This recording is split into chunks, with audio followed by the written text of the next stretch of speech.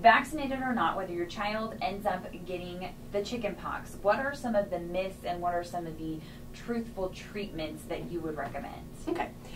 You know, the treatment is time. You know, time is all it's going to take for that virus to get into the system and then leave the system.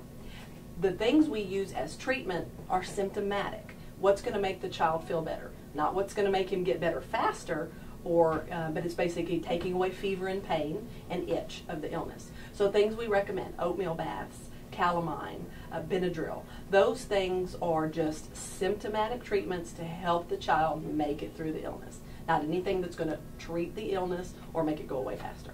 That time is the only thing. So you could have a child who did absolutely nothing and have a child who did some symptomatic treatments, and their illness is going to be the same.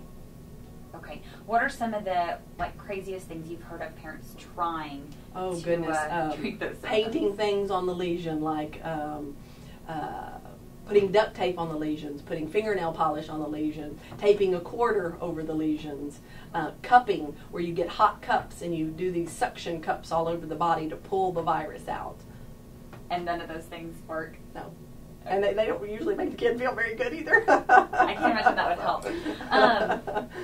What about some of the danger? Are there any dangers as far as if you were to itch? I mean, they do scar, correct? They do scar and they get infected, and that's where some of the high risk is. Kids have very dirty hands and fingernails, and they're constantly scratching, and they get infections, and that's how they lose limbs and lose life from this illness, because of the scratching.